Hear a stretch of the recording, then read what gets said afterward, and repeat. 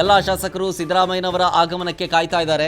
ಇನ್ನ ಬಂದಿಲ್ಲ ಸಿದ್ದರಾಮಯ್ಯನವರು, ಇನ್ನ ಕಾವೇರಿ ನಿವಾಸದಲ್ಲೇ ಇದ್ದಾರೆ ಸಿದ್ದರಾಮಯ್ಯನವರು, ಇನ್ನ ಹೊರಟಿಲ್ಲ ಅನ್ನೋದು.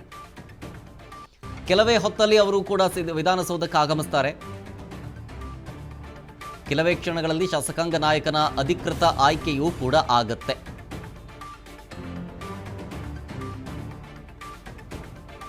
ಆಲ್ಮೋಸ್ಟ್ ಆಲ್ ಎಲ್ಲ ಶಾಸಕರು ಬಂದಂತಾಗಿದೆ.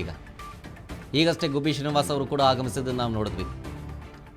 ಅಂದರೆ ಅವರು ಕೂಡ ಸಚಿವಾಕಾಂಕ್ಷಿಗಳ ಎಲ್ಲರೂ ಕೂಡ ಮುಂಚಿತವಾಗಿ ಹಾಜರಿದ್ದಾರೆ. ಇಲ್ಲಿ ನೋಡ್ತಾ ಇದ್ದಾರೆ.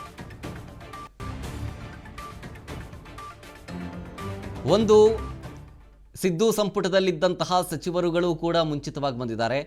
ಇನ್ನೊಂದು ಡಿ.ಕೆ. ಶಿವಕುಮಾರ್ ಅವರ ಸಂಪುಟದಲ್ಲಿ ಸೇರ್ಪಡೆಯಾಗುವ ಸಂಭಾವ್ಯ ಪಟ್ಟಿಯಲ್ಲಿದ್ದಂತಹ ಹೆಸರುಗಳು ಯಾರ್ಯಾರು ಇನ್ನು ಹರಿದಾಡ್ತಾ ಇದೆಯೋ ಅವರೆಲ್ಲರೂ ಆಗಮಿಸಿದ್ದಾರೆ ಈಗ ಆಲ್ರೆಡಿ.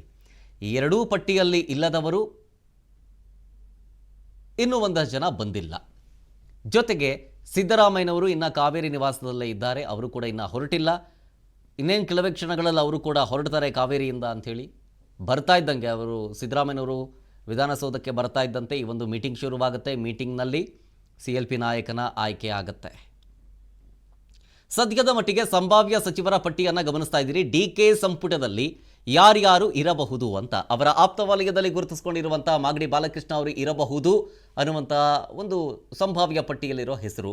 ಜೊತೆಗೆ ಶಾಂತಿನಗರದ N.A. ಹ್ಯಾರಿಸ್ ಅವರು ಕೂಡ ಡಿ.ಕೆ. ಸಂಪುಟದಲ್ಲಿ ಇರ್ತಾರೆ ಅನ್ನುವಂತಹ ಮಾತುಗಳು ಕೇಳಿ ಬರ್ತಾ ಇದೆ.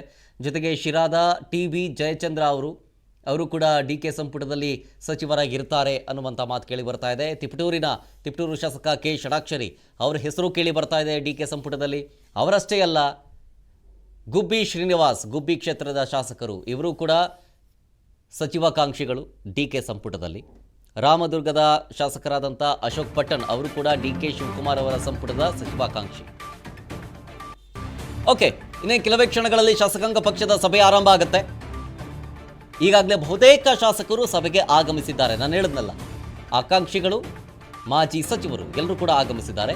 ಈಗ ಸಿದ್ದರಾಮಯ್ಯನವರು ಬರೋದೊಂದೇ ಬಾಕಿ. ಬರ್ತಾ ಇದ್ದಂತೆ ಶಾಸಕರ ಹಾಜರಾತಿ ಪ್ರಕ್ರಿಯೆ ಆಗುತ್ತೆ. ಅದಾದಮೇಲೆ CLP ಕಾರ್ಯದರ್ಶಿಯಿಂದ ಸ್ವಾಗತ ಆಗುತ್ತೆ. CLP ಕಾರ್ಯದರ್ಶಿಯವರು ಸ್ವಾಗತ ಮಾಡ್ತಾ ಇದ್ದಂತೆ ಸುರ್ಜೇವಾಲಾ ಅವರು ಮಾತಾಡ್ತಾರೆ.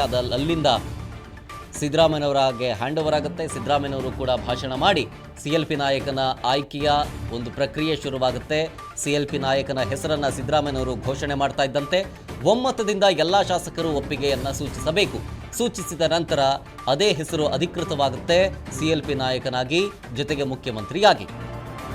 ಆ ಒಂದು CLP ಮೀಟಿಂಗ್ ಮುಗಿತಾ ಇದ್ದಂತೆ, ಹೊರ ಬರ್ತಾ ಇದ್ದಂತೆ ಹೈಕಮಾಂಡ್ ನಾಯಕರ ಜೊತೆಗೆ, ಅಂದರೆ ಸುರ್ಜೇವಾಲಾ ಅವರು, ಕೆ.ಸಿ. ವೇಣುಗೋಪಾಲ್ ಅವರೊಟ್ಟಿಗೆ ಸಿದ್ದರಾಮಯ್ಯನವರು, ಡಿ.ಕೆ. ಶಿವಕುಮಾರ್ ಅವರು ಜಂಟಿಯಾಗಿ ಸುದ್ದಿಗೋಷ್ಠಿಯನ್ನು ಮಾಡ್ತಾರೆ. ಸುದ್ದಿಗೋಷ್ಠಿಯಲ್ಲಿ CLP ಮೀಟಿಂಗ್ನಲ್ಲಿ ಆರಿಸಿದಂಥ ಹೆಸರು ಯಾರದ್ದು, ಮುಂದಿನ ಮುಖ್ಯಮಂತ್ರಿಗಳಾಗಿ ಯಾರು ಇರ್ತಾರೆ ಅಂತೇಳಿ ಸಿದ್ದರಾಮಯ್ಯನವರು ಅಧಿಕೃತವಾಗಿ ಘೋಷಣೆ ಮಾಡಿದ ನಂತರ ಮುಂದಿನ ಒಂದು ಕಾರ್ಯವೈಖರಿ ಅಥವಾ ಆಡಳಿತದ ಬಗ್ಗೆಯೂ ಕೂಡ ಸ್ವಲ್ಪ ಮಾತಾಡಬಹುದು. ಜೊತೆಗೆ ಸಚಿವರ ಆಯ್ಕೆ ಪ್ರಕ್ರಿಯೆ ಬಗ್ಗೆನೂ ಕೂಡ ಮಾತನಾಡಬಹುದು. ಡಿ.ಕೆ. ಶಿವಕುಮಾರ್ ಒಬ್ಬರೇ ಪ್ರಮಾಣ ವಚನ ಸ್ವೀಕರಿಸ್ತಾರ 3ನೇ ತಾರೀಕು, ಅಥವಾ ಅವರೊಟ್ಟಿಗೆ ಇನ್ನಿತರ ಸಚಿವರ ಆಯ್ಕೆಯೂ ಕೂಡ ಆಗಿದೆಯಾ ಅನ್ನುವಂಥ ಪ್ರಶ್ನೆಯನ್ನು ಕೇಳಬಹುದು. ಮೋಸ್ಟ್ ಪ್ರಾಬಬ್ಲಿ ಅದಕ್ಕೆ ನಾಯಕರ ಉತ್ತರ, ಹೈಕಮಾಂಡ್ ನಾಯಕರು ಅದರ ಬಗ್ಗೆ ಡಿಸಿಷನ್ ತಗೊಳ್ತಾರೆ ಅನ್ನೋದಾಗಿರುತ್ತೆ ಅನಿಸುತ್ತೆ ಮೋಸ್ಟ್ ಪ್ರಾಬಬ್ಲಿ. ಯಾಕೆಂದರೆ ಇನ್ನೂ ಫೈನಲ್ ಆಗಿಲ್ಲ ಪಟ್ಟಿ. ಡಿ.ಕೆ. ಶಿವಕುಮಾರ್ ಅವರು ಕೂಡ ಒಂದು ಪಟ್ಟಿ ಕೊಟ್ಟಿದ್ದಾರೆ. ಸಿದ್ದರಾಮಯ್ಯನವರು ಸಮಾಲೋಚನೆಯನ್ನು ಮಾಡಿ ಹೈಕಮಾಂಡ್ ನಾಯಕರ ಜೊತೆಗೆ ಒಂದಷ್ಟು ಮಾತುಕತೆಯನ್ನು ಆಡಿ ಬಂದಿದ್ದಾರೆ ಡೆಲ್ಲಿಲಿ. ಸೊ ಹಾಗಾಗಿ ಡಿ.ಕೆ. ಕೊಟ್ಟಿರುವಂತಹ ಲಿಸ್ಟ್ನಲ್ಲಿ ಯಾರಿಗೆ ಕೊಟ್ಟು ಸಿದ್ದರಾಮಯ್ಯನವರ ಆಪ್ತ ಬಣದಲ್ಲಿ ಗುರುತಿಸ್ಕೊಂಡವರನ್ನೇನಾದರೂ ಕೊಡ್ತಾರಾ, ಅಥವಾ ಹೈಕಮಾಂಡ್ ನಾಯಕರಿಂದ ಸೆಲೆಕ್ಟ್ ಮಾಡುವಂಥ ಹೆಸರುಗಳಿರ್ತಾವ ನೋಡಬೇಕು. ಈಗ